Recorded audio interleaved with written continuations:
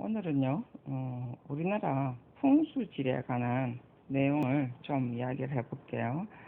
뭐, 아주 많은 내용이지만, 그래도 간단하게 어떤 공부했던 기본이 될 수 있는 내용들을 좀 할 건데, 자, 우리나라의 풍수지리 해서 보면, 자, 우리가 잘 알고 있는 이 가장 기본이 되는 어떤 자료 중에서는 이종안에 택리지가 있었죠. 택리지. 자, 복고청론. 택리지 중에 복고청론, 그죠? 복고청론이 있었고요. 복고청론 안에 내용들이 나오죠. 양탱에 관한 내용들이 나오죠. 그 다음에 두 번째, 우리나라의 풍수지리에 관한 책들이야. 이수강의 지붕유설도, 지붕이 있다라고 해서 이렇게 나는 외웠는데, 옛날에 외운다기보다는 뭐 그렇게 생각을 했지. 그래서 지붕유설이 아니고 지붕유설이야. 자, 그 다음에 그 다음에 우리가 잘 알고 있는 산림경제도 있었고, 그 다음에 임원경제지도 근본적인 어떤 완전한 풍수지리는 아니지만 풍수지리에 관해서 나와 있어요. 근데 이제 많이 우리가 쓰진 않지. 자, 근데 어쨌든 산림경제는 우리가 잘 알고 있는 적재적소에 관한 내용들이 많고, 임원경제지도 사실 임원경제지야 뭔지 뭐 다양한 어떤 백과사적이니까 기본적으로 풍수지리가 없을 수가 없겠지. 근데 어쨌든 가장 많이 우리가 다루는 것은 이중안의 택리지이고, 복고총론. 책이 얇아, 이런 책은. 그래서 한번 읽어볼 필요가 있어. 중학생을 위한 이중안의 택리지 이런 것들이 있어요. 그래서 한 번씩 이런 책들 뭐 심심할 때 TV 보지 말고 한번 보세요. 나는 요즘 최근에 들어서 TV를 보지. 옛날에는 TV도 안 봤어. TV 보는 시간에 책 보면 얼마나 많은 공부를 할 수 있는지 잘 모르지? 아나? 술 안 마시고도 가능해. 그래서 공부할 때는 술도 마시지 말고 사람하고도 만나지 말고. 사람 만나고 그러면 시간 다 뺏기잖아. 자, 그래서 이종안의 어떤 택리지를 가장 기본적으로 우리가 해. 우리가 풍수지리라는 것이 가장 근본적인 게 뭐냐면, 여러분이 잘 못 알고 있는 부분들이 뭐냐면, 풍수지리라는 게 산 있고요, 물 있고요. 물론 맞아, 그지? 산 좋고 물 좋은 곳에 우리가 어떤 혈에 집을 짓는다라는 개념인데, 그때나 지금이나 이런 곳에 집을 구하려면 땅값이 비싸지? 안 그래? 땅값이 지금도 비싸잖아. 지금도 이런 집 구할 수도 없지만은. 그래서 이런 집이 가장 근본은 하는데, 가장 그거는 지리야, 맞아. 지리적인 어떤 데 따라서 사람의 인심이 다르더라라는 게 이중안의 택리지의 가장 근본이에요. 지리라는 것이 결국은 생리, 사람의 어떤 생리에 달라지고, 이 생리에 따라서 사람의 인심이 달라지더라. 또 이 생리라는 것은 이 지리에 따라서 결국은 농사가 잘 되는 곳, 자, 전라도라든지, 그 다음에 경남에 충남, 그지? 충남 쪽에 넓은 들이잖아. 한밭, 이런 것도 넓은 한자가 넓은 들이잖아. 그죠? 이런 곳에 넓은 곳, 그 다음에 경남의 김해라든지, 이런 곳에 땅이 좋으니까 아주 농사도 잘 되고, 그래서 인심이 좋더라. 그래서 산골 지역에는 도적이 많더라. 인심이 흉흉하더라. 그래서 결국은 지리가 사람의 어떤 생리를 작용을 하고, 이에 따라서 인심을 정하더라 라는 내용인데, 이거는 가장 기본이고요. 가장 근본적인 내용들의 어떤 내용이 뭐가 있냐면, 자, 가장 기본적인 내용은 뭐냐면, 사람이 사는 집은 통풍이 잘 돼야 된다야. 자, 물과 산이 있고 물이 흐르면 산에 바람이, 그 다음에 우리가 강에서 바다에서 바람이 그러니까 통풍이 좋다는 거지, 그지? 그 다음에 물이 또 깨끗해야 된다. 그러면은 이런 곳에 중간에 위치한 곳에는 음식물이 우리가 깨끗한 음식물을 취할 수 있어서 건강이 좋다야. 건강이 좋으면은 돈도 잘 번다지, 그지? 인심도 좋다는 거지. 자, 그런데 통풍과 물이라는 것이 무슨 소리야? 자연 조건이죠. 자연 조건이 결국은 지리적인 여건이라는 거야. 그치? 자, 그래서 옛날 사람이, 그래서 우리가 복거 총론이라든지 양태론이 이제 이런 데서 말 나오는데, 이제 좀 더 들어야 돼. 이거는 기본적인 거고. 자, 우리 또, 이런 데서 우리 옛날 어떤 선비들은 토지, 정말에서 자연 조건에서 토지의 이익을 취하고 인간의 예를 갖춘다. 이익을 잘 취해서 인간의 예를 갖춘다. 라는 것이 인간의 근본이다. 인간으로서의 근본이다. 야, 근데 이걸 다 하면 다 좋은 사람만 있게? 그럼 나쁜 사람은 다 뭐야? 그지? 그리고 이런 것이 결국은 산수고, 그 다음에 이 산수는 생리를 이렇게 좌우한다. 이거는 곧 어떤 그 지역의 지리에 따라서 달라지더라. 그게 인간의 근본을 좌우하더라. 이런 소리야. 자, 그랬는데, 아까도 이야기했지만, 이것은 말 그대로 아주 기본적인 지리에 관한 이야기고, 자, 다음 장으로 넘어가 봅시다. 이거는 눈에 보이는 지리고요. 이런 것을 이중화는 또 뭐라고 했냐면, 우리가 지리라는 것을 형이상학적으로 풀이를 했단 말이야. 이거는 그 중학생을 위한 뭐 이게 안 나오지 싶어. 이상학적인 어떤 지리를 분석을 한 거야. 정말해서 이상학적이란 게 좀 쉽게 말하면 추상적이라는 거야. 추상적. 자, 이제 우리가 나와. 우리가 앞에 뭐 그 누가 적었지, 그지? 연합부수형이라든지 그 다음에 뭐 또 그 다음에 뭐 물이 떠내려간다는 걸, 배가 떠내려간다는 건 뭐야? 행자형이랬나? 그 다음에 물자형이라든지 이런 것 같은 경우는 다 형이상학이지. 형이상학, 형이상학, 형이상학이라지, 그지? 형태를 더 넘어선 학문이라는 거야. 형이상학, 형이하, 형이하하. 그러니까 형태의 어떤 이하라는 거야.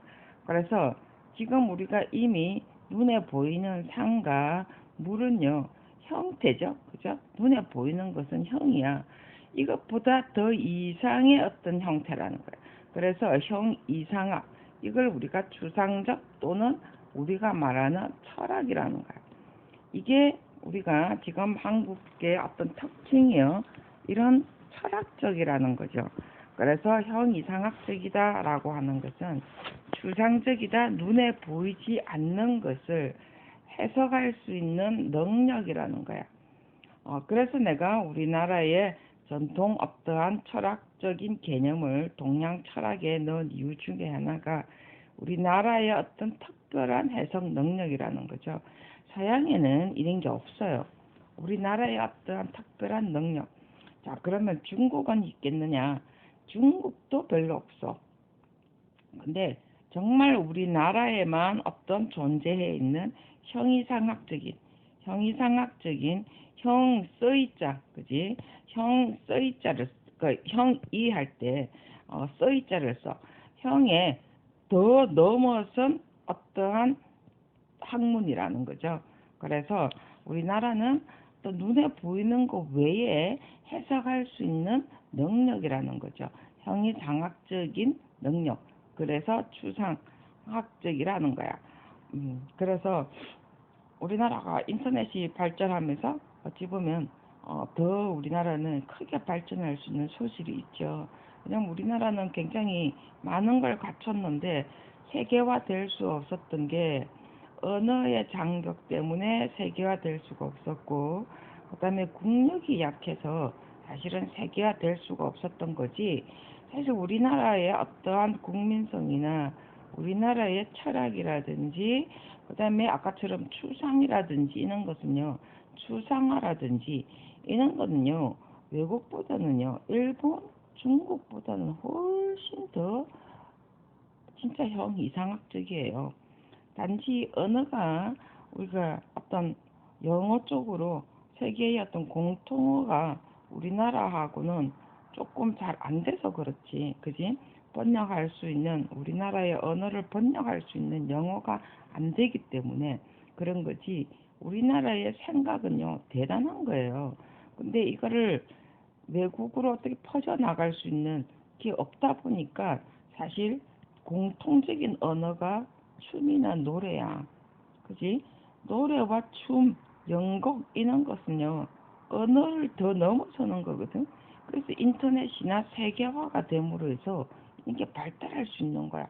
그러니까 전달될 수 있다는 거지. 나는 그래서 우리나라가 세계의 중심이 될 수 있다는 것은 이런 것 때문이야. 춤, 노래, 연극 때문에. 그래서 우리나라는 정말 대단한 어떤 이 정신의 어떠한 뭐라고 그러지? 능력이 정신의 능력은 정말 다른 어느 나라보다는 더 커요. 실제로 이런 것만 봐도 대단한 거거든. 그래서 다시 이제 형이상학적으로 넘어옵시다. 형이상학적이라는 것이 추상학이라 했어. 그죠? 추상학이라고 했어. 자, 추상학을 딱 보니까 뭐야?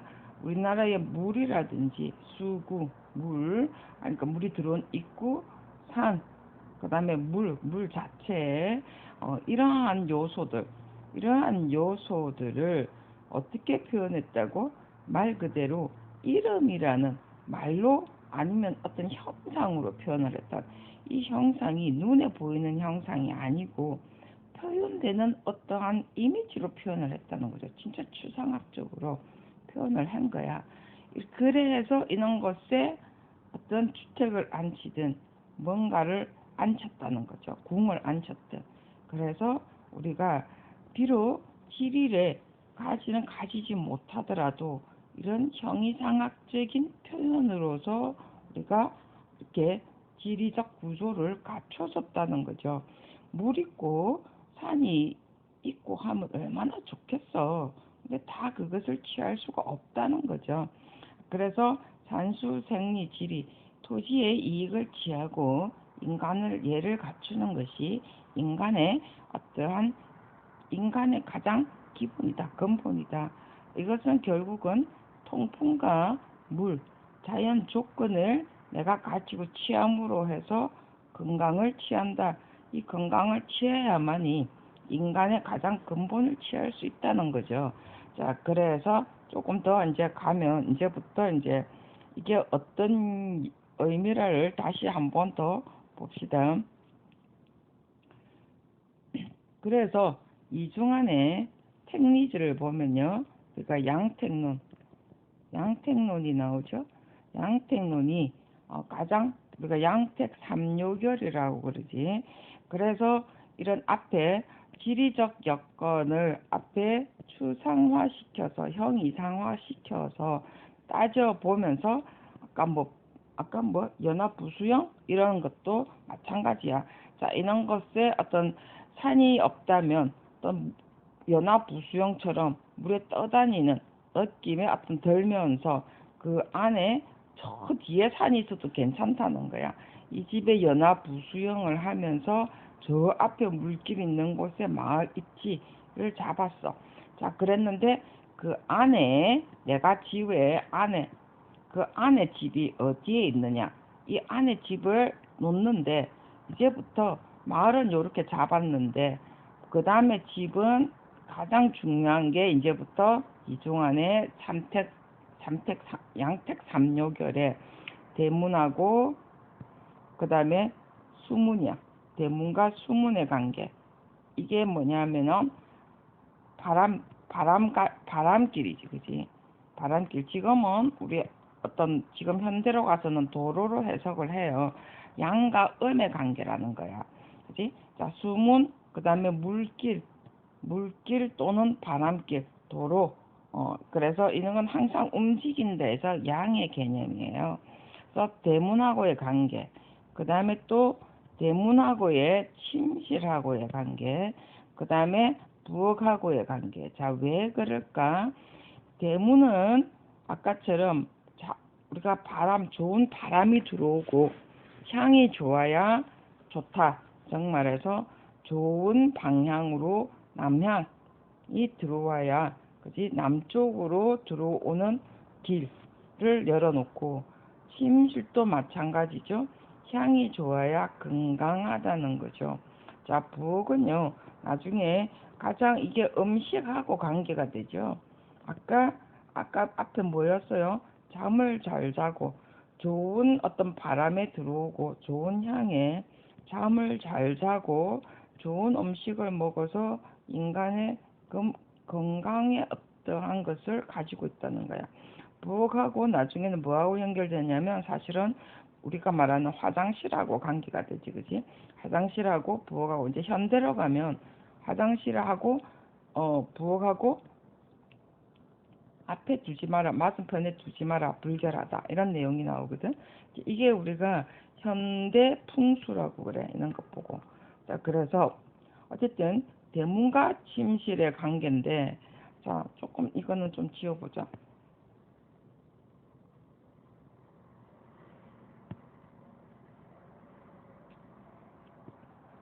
자, 대문과 자, 집이 위치가 이렇게 마을에 위치가 있으면 연합 부수형이 됐든 물자형이 됐든, 앞에 그 이시마을, 그지? 대구에 어느 집이었노? 양동마을에 가면요 물자형이라고 하거든. 이렇게 산의 모습이 물자형으로 생겼다 이래가지고 이게 이게 진짜 형 이상하기잖아, 그지? 내가 봐도 물자같이 생겼지도 않더만. 계곡이 이렇게 달려있는데 별로 계곡에 있는 집은 별로 좋지도 않다는데, 그지? 자, 요쪽 곳에 그 집들이 요렇게 들어서 있어요. 사실 이렇게 계곡에 집이 들어서 있는 건 아니고, 이렇게 계곡에 물이 있으니까 이렇게 들어서 있어. 그래서 물자같이 생겼어. 그래서 물자형이라고 그래. 그래서 연합부수형도 그 연꽃이 물에 떠 있는 곳이다라고 하는 거지, 그지? 그런데 앞에 그 너무 터였어. 그래서 우리가 요 앞에 가니까 이 연합부수형 가니까 정말해서 떠내려 가지 말라고, 연꽃이 떠내려 가지 말라고 여기다가 가산 조성을 했어요. 자, 그런 의미를 가지고 있다는 거야. 연합부수형, 솔직히 이것도 다 형이상학이지, 그지? 형이상학적으로 해석을 한 거야.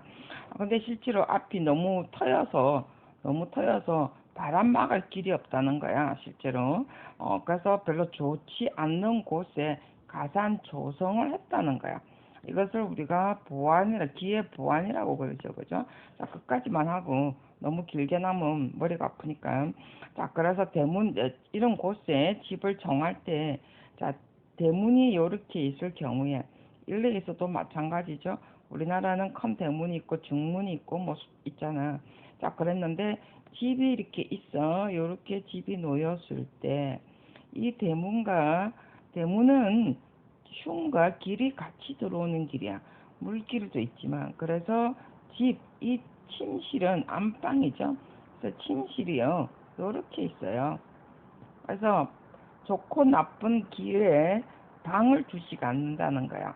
그래서 바람이 통하도록 그냥 돼 있어요. 그래서 이게 대청마루를 두지, 그지? 다 집을 여러분이 한번 봐봐. 대청마루를 둬서 바람이 통하도록 돼 있어. 그래서 바람길이야. 저 앞에 어딘가 물이 있겠지. 그래서 왼쪽에서 흘러서 오른쪽으로 가라 라고 해. 자, 그랬는데 참 물이 없어. 그러면 물이 없으면 물을, 자, 왼쪽에서 흘러서 오른쪽으로 가는 게 좋다. 그리고 오른쪽에서 흐른 물부터 이렇게 오른쪽 왼쪽 다 가는데, 물을 내가 집안에 물은 돈이라 하거든. 흘러가는 것을 막아줘. 어떻게 막아줘? 내 집 앞에 연못을 파든지. 자, 노란색. 자, 연못을 파든지, 보라색. 연못을 파든지, 그 다음에 집 안에 연못을 파기도 합니다. 자, 근데 집 안에 중간에 안 파죠. 주로 사랑채 앞에 파게 돼 있어요. 자, 그래서 이제 사랑채가 어디에 놓였는가는 어떤 집의 형태, 구조에 따라 다르지만 어쨌든 물을 들이는 이유 중에 하나가 앞에 뭐 때문에 공기 때문이거든. 공기 정화 관계 때문에 물을 들인다는 거야. 그래서 물이 이렇게 흘러가는 것을 잡아서 내 집 앞에 끌어들이는 경우, 아니면 우리나라는 내 바깥, 사대부 같은 경우는 바깥 마당도 자기 마당이니까 그래서 바깥으로 두는 경우, 그래서 이쪽에 두기도 하고 이쪽에 두기도 하고, 그래서 뭐 이쪽 가쪽에 두는 경우도 있어요. 그래서 아니면 안채에 두는 경우도 있어요. 뒷마당에. 이쪽에서 뭔가 흘러가겠지, 그지? 이쪽에서 흘러가는 것을 내가 두는 경우도 있다는 거야. 근데 어쨌든 간에 침실과 그 다음에 바람길, 대문과 일직선 안에 집은, 방은 놓지 않아. 여러분이 잘 봐봐라고. 그 다음에 이제 부엌하고의 위치, 부엌하고 화장실의 위치는 결코 같이 일직선으로 두지는 않는다는 거죠. 자, 그 다음에 아까 또 뭐 있노? 아까 그러니까 대문, 그 다음에 침실, 그지? 자, 이걸 자세히 보면 그냥 보지 말고요. 이것이 전부 다 바람과 물하고의 관계. 자, 이거는 다 건강하고의 관계가 된다는 거죠. 연합 부수형이 됐든, 그 다음에 앞에 뭐 행자형이 됐든, 그 다음에 앞에 또 뭐 있어? 뭐였지 아까? 무슨? 물자형이 됐든, 양동마을이 됐든, 자, 이런 것은 전부 다 이런 것 때문에 있다라는 사실이에요. 그죠? 자, 이렇게 물자형에 있을 때는 물자는 부자가 된다라는 거지, 그지? 자, 이렇게 됐을 때 이 물자형이 어딘가 흘러가지 못하도록 뭔가 또 물길을 막았겠지, 그지? 물길을 뭔가 모았을 거라는 거야. 자, 이런 게 우리나라의 형이상학적인 어떤 철학입니다. 자, 이번에는 다음 장에 가면요, 뭐가 있냐면 사례, 시험에 뭐가 나왔느냐면 사례를 5가지 들어서 설명해라 라는 것도 있어요. 잠깐 5가지 사례 이왕 나온 김에 이야기를 해봅시다.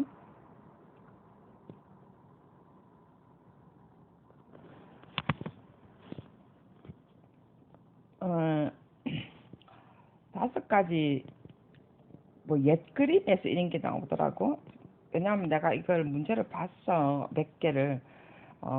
여러분 앞에 푸른 문제를 하나 가지고 같이 연결을 시키려고 보니까, 자, 우리가 주로 동양할 때는 주로 사례를 많이 들어. 이왕이면 옛날에 어떠한 고서에 있는 것들이 기본적으로 기록이 돼 있는 걸 하든지 고서에 나와 있는 걸 하는 게 좋죠. 그죠? 그래서 또 앞에 시험에 보니까 5가지 옛 그림을 들여서 설명을 해라 라는 것들이 나오더라고. 자, 옛 그림을 딱 보면요, 동굴도 있죠, 그죠? 경복궁 우리가 그림이 있습니다. 그 다음에 무기연당 있어요.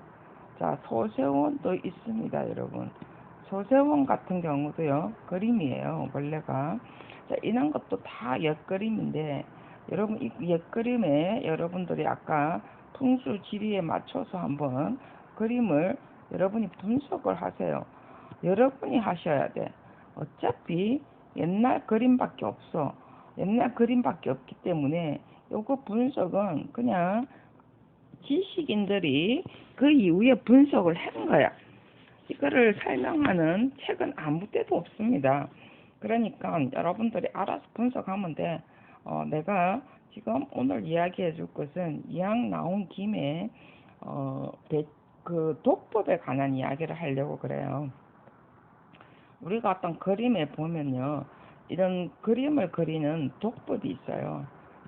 자, 이 독법이 시험에 나오든 말든 그거는 상관없이 여러분의 그림을 보는 어떠한 방법이야. 우리가 그림에 보면 평면 배치 도법이 있어. 평면 배치 도법. 자, 이거는 뭐 어떤 거냐면 말 그대로 평면도 비슷한 거야. 근데 이거는 회화적 표현 기법이라고 해요. 정말해서 회화적이라는 것은 그림처럼 표현한 기법이죠. 그림처럼 표현한 기법. 자, 그래서 이거는 우리가 일반적으로 그 당시에 어떤 정원의 모습이라든지 이런 것을 표현하는 기법. 이게 우리가 평면 배치 도법. 지금처럼 동그라미 그려서 배치하는 것이 아니고 회화적으로 그림을 그리는 거. 정원에 그렇게 많이 그려져 있지, 그지? 저기 어디야? 저 동해에 무슨 바다야? 그것도 전부 다 평면 배치 도법으로 그려져 있습니다. 동해에 무슨 바다지? 어, 저기 무슨 바다라고 그래? 저 고려 시대, 신라 시대 때부터 있었던 곳 유명한 그 바다 있잖아. 무슨 대가 있는 곳. 자, 그 다음에 등각, 등각, 등각 추상도법. 등각 추상도법이 있어요. 등각 추상도법은 말 그대로 등각이지, 그지?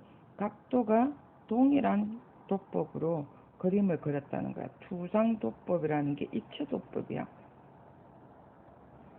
정말로 이 등각이라는 게 30도 각이야.